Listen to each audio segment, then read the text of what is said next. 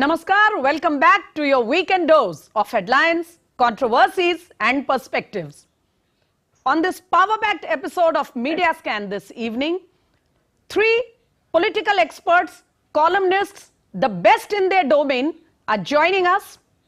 Viewers, alliances are shaping up, battle lines have been drawn. It's game on for 2024. So, how is it going to go? Let's discuss.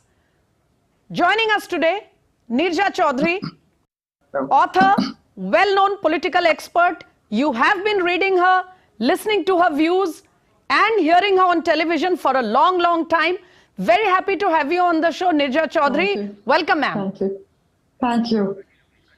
Also with me, Mr. R. Rajagopalan, also a senior seasoned journalist, has been an editor for a long, long time, political commentator. Welcome, sir. Namaskar. Namaskar. And also very happy to have with us on Media Scan this evening, Badri Narayan, well-known social expert, social scientist, has been writing profusely on political and social developments in the country. He is an author, a well-known columnist. Namaskar, Badri Narayan. Welcome, sir. And now, may I come to Neerja Chaudhary first. Ma'am, the Bengaluru meeting and the follow-up developments have created a lot of buzz in the political circles. Before I come to some of the other substantive issues, your first comments on this moniker, INDIA, which the opposition leaders in their wisdom decided to name their alliance. There are two kinds of views that I have been following on the media since the day this news break came, and I see one very distinct viewpoint saying this is really a clever move by the opposition leaders because after all, who wants to run down India? But there is also a reaction that this is kind of a juvenile thought and the opposition cannot hide under the name of India just because nobody would like to criticize that word and they must come out for what they stand. Your quick views, ma'am, before we move on to other issues. I also thought it was a very catchy one because one of the things that the opposition has been criticized for is its inability to connect emotionally with the ground, with the last person. With their ideas. They have talked about saving democracy, saving the constitution, economic distress, but it has not been in language or slogan that ordinary people could connect with. So India was a catchy one because India, as you said, is very difficult to run down. And the last person will understand the concept of India. This is important because the opposition had been accused of not being able to connect emotionally with the ground in a language that people could understand, even as they talked about saving democracy, saving constitution, economic distress. So India was a very catchy thing. But one has to guard against the use of the name of a country for the name of a political outfit. So the opposition will have to ensure that it remains an acronym rather than the name of a country. But there's a fine distinction between the two. But overall, it was a smart thing to do. So, Mr. Rajagopalan, on the one hand, politics is all about connecting to people. And if the opposition has been accused of one thing, as Neerja Chaudhary just flagged, it is the fact that they are unable to connect in the kind of idiom that Narendra Modi manages to do. But at the same time, there is an FIR, there is a legal complaint against the fact that this move is actually, it may look smart, but it could be too clever by half because there is a standing law which says that there is it is not allowed to improperly use any symbols or emblems or names of the country. We'll wait for how it goes on the legal side till something comes out of the order or the case. But meanwhile, do you think the opposition has managed to pull off a smart sort of a rabbit out of their hat, or do you think the people will be able to see through it and at the end of the day it will come down to substantive issues rather than what slogan is being used? And I may like to add here, Mr. Rajagopalan, that Already we are seeing headlines in the media which say that the India demands discussion on such and such issue. India today said this. So somewhere it is definitely catching up. Your take, sir. My understanding of Bengaluru meeting is a very welcome step by the opposition parties, but at the same time, I feel very emotional because June 2023, as a political correspondent, I would like to say that two major Indian national political opposition parties had a demise. One is Mahavikas Agadi in Mumbai. Second is UPA in Bengaluru. UPA has been renamed as India, INDIA, India. I don't know how many people, many editorials have written, many editorial comments have been, commented upon, how they were going to translate into regional language. In Tamil, what will you say India? In Bengali, what will you say India? Mallikarjun Kharge, the Congress chief, says Congress is not going to be the aspiration for Prime Minister's position. We don't have any aspiration. What does it mean? So if you combine both India and Mallikarjun Kharge's statement, does it mean they are going to do an NGO, non-governmental organization? Right, Is right. Interesting question, and I think on that question I would like to connect with Badri Narayan so we can get a third view of the whole situation.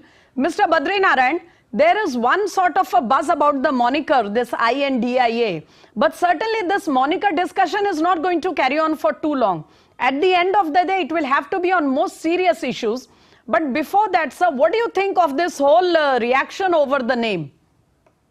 2024 election is going to be a war between two epistemology or contest of two epistemology. One is epistemology, which is talking in a very big language, big words, which are mostly abstract for common people.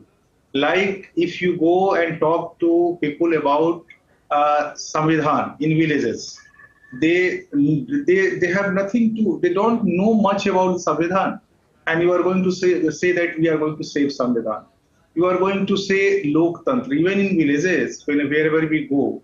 And if you talk to the people about Loktantra, about democracy, they don't know much about that. They know dignity, they know izzat, they have a different vocabulary.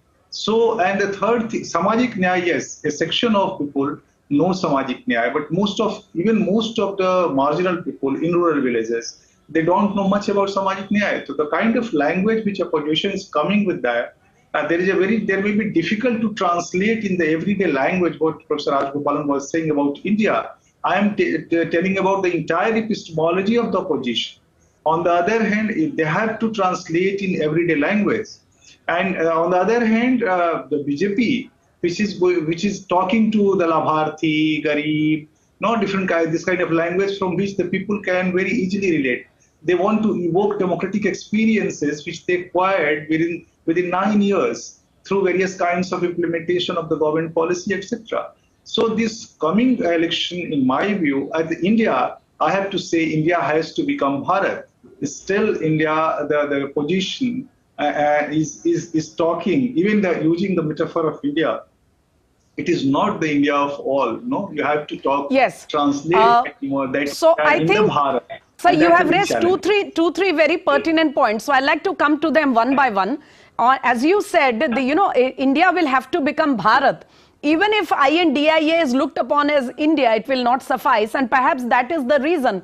We saw a kind of an, a supplementary stories or a kind of a damage control when they said Jeetega Bharat, because perhaps there is a realization that India must also relate to Bharat. But more importantly, as you said, on the one side, there is Narendra Modi, the BJP, who talk to the people about their day-to-day bread and butter issues, about housing and cooking gas and drinking water and such kind of things. And on the other hand, there are issues which are no doubt serious, but they are kind of an abstract expression. For example, Samvidhan and democracy and plurality, etc. Mr. Rajagopalan, do you think the name may be catchy, but the issues which actually can connect directly to a common man, the last man standing in the queue, to his or her day-to-day life is still lacking in the opposition's language? Opposition has no perception of the common person, the last man in the queue. Opposition does not see that. Opposition has got only one aim, Gautam Adani, Gautam Adani, Gautam Adani. Repeatedly say they have only one slogan against Gautam Adani, because Rahul Gandhi's perception is he is not interested in connecting with the people. He wants to antagonize one section of the society and pit against the other. And second thing, but Mr. Rajagopalan, during the Bharat Jodo Yatra and in the results in the Karnataka Assembly, we have seen that certainly the Congress is able to communicate, or even Mr. Rahul Gandhi, to be precise, are able to communicate little better than what it was. Not better than Narendra Modi. Narendra Modi connects with the people. He can talk to 1 lakh people in front of you, and there is going to be a Vartalab. Whereas Rahul Gandhi has only one Vartalab, and that he is aiming at only one particular thing. Again, I am coming to one main point, Mishra ji, Madam ji.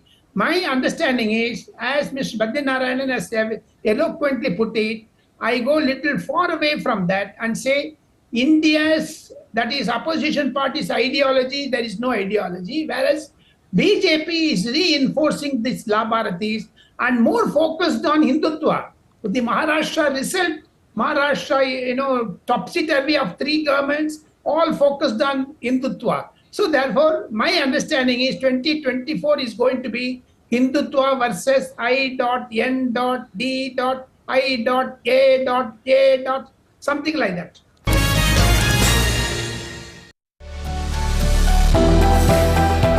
Turning crisis into opportunity, transforming ideas into action, stories of real change, tales of sustainable solution. This series is going to tell stories of such change makers. Watch Change Makers on DD India. The changing world of news.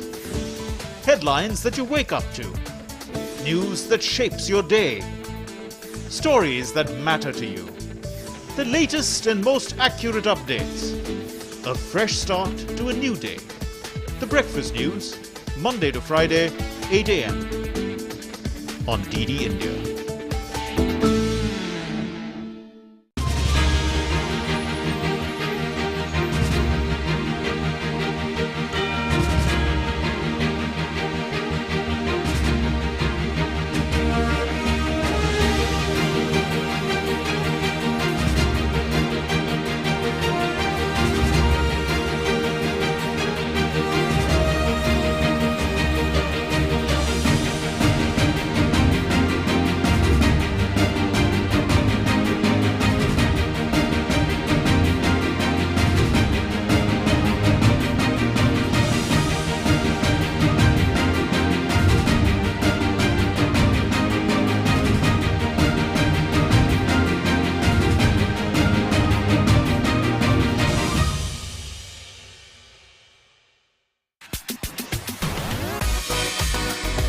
India that invents. India that innovates. India that excites. India that invites. Land of possibility. Teeming with opportunities. Watch India Ideas each Thursday 8 p.m. only on DD India.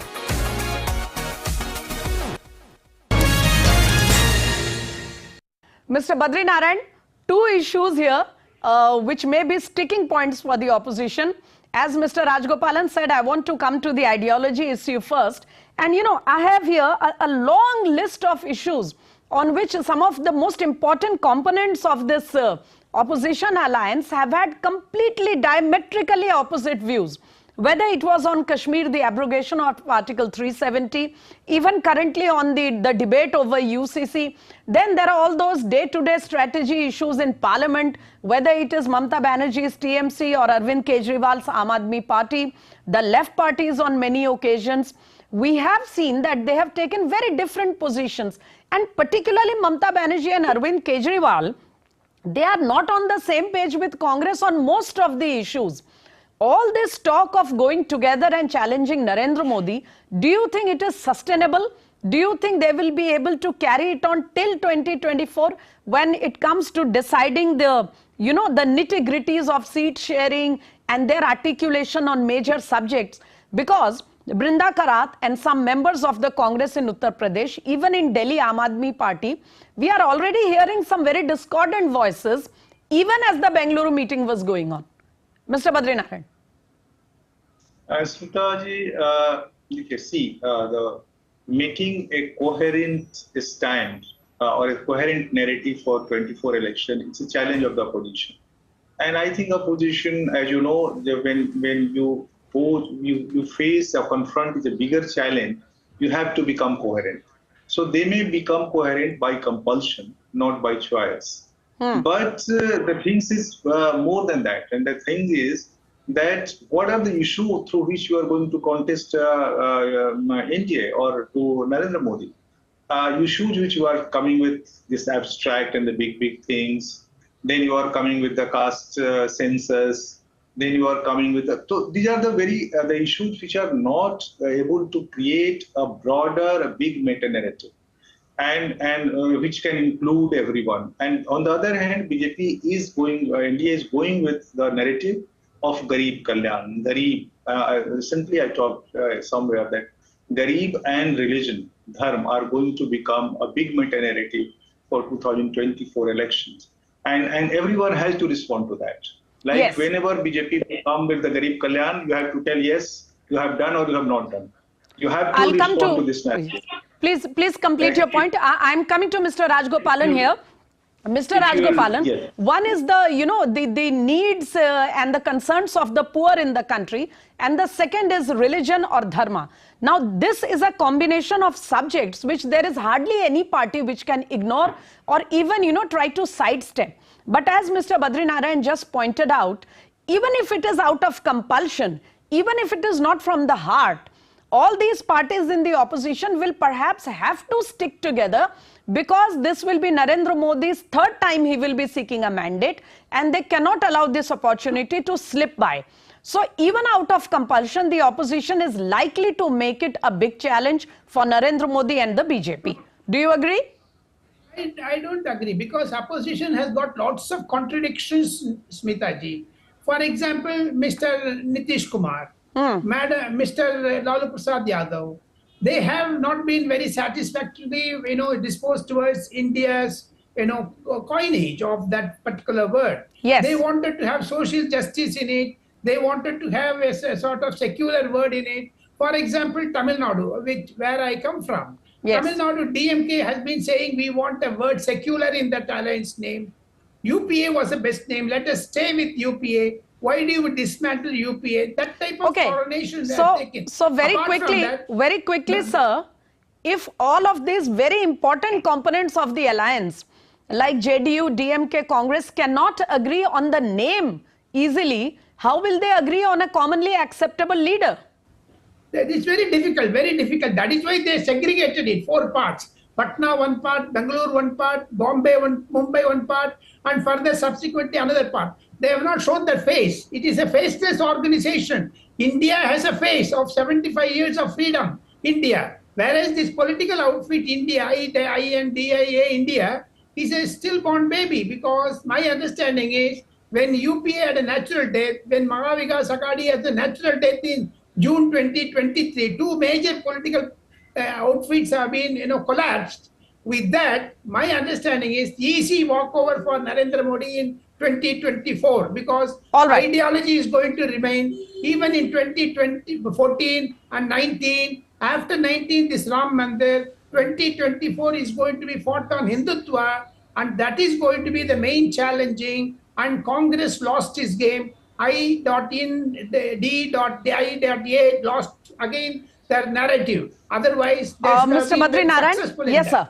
Mr. Badri Narayan, will the most difficult thing will be to decide the seat sharing and how to fight the BJP in what manner, through a common candidate or in some other state-to-state alliance manner? Or will the question of leadership finally become the most difficult sticking point for the alliance?